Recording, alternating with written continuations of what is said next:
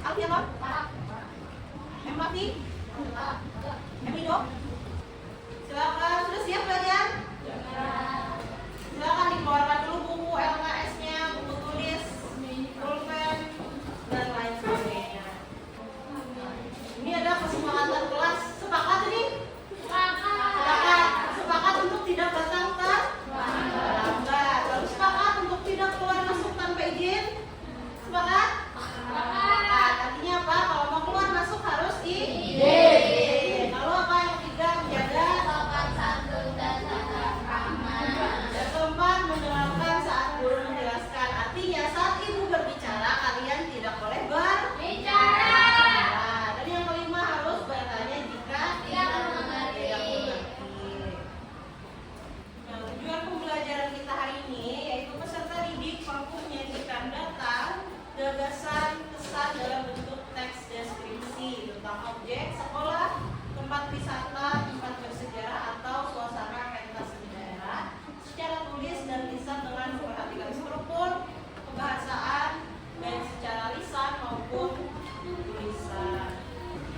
Nah, sebelum memulai pembelajaran, silakan kalian cek classroom-nya masing-masing. Di sana ada tautan Google Form, ada 10 pertanyaan, silakan dijawab. Ibu beri waktu 10 menit di grup. Sudah dikirim? Sudah, yang lain? Sudah. Masih ingat pertemuan pertama kita? Pertama, apa kemarin?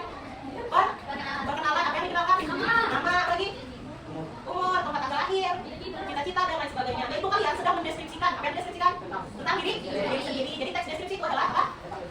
Menjelaskan sesuatu. Kalau kalian kan objeknya kita. Nanti misalnya nih deskripsikan kelas 7G. Apa yang bisa kalian deskripsikan? Kelas. Kelasnya berwarna hijau. Bersih. Kita setuju? Setuju.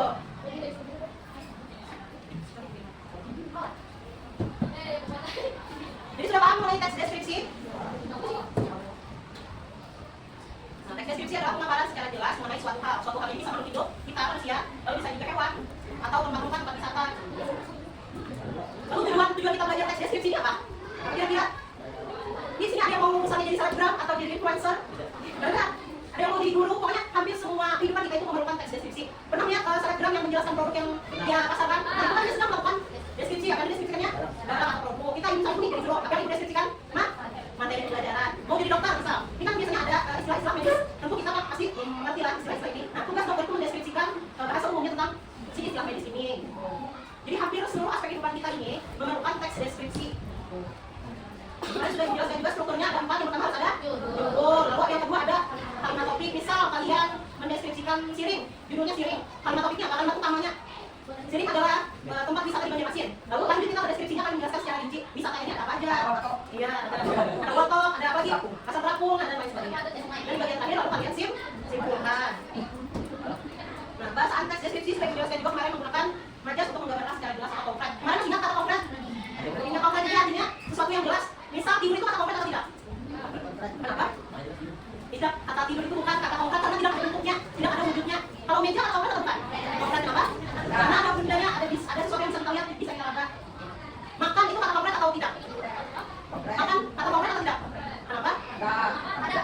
Kata konkretnya adalah makanan. Kalau makan itu kata kerja, tidak ada bentuknya. Makan ini kalau makanan ada bentuknya, ada wujudnya. Lalu menggunakan kalimat rincian, dirincikan secara jelas sampai kalian deskripsikan.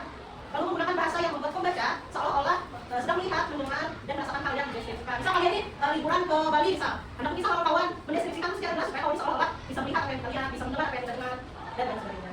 Lalu menggunakan kata ganti orang. Contohnya, aku minggu lalu pergi ke siring. Kata ganti orangnya mana? Dari contoh tuh. Mana saya jadi aku minggu lalu pergi ke siring. Kata ganti orangnya yang mana? Aku.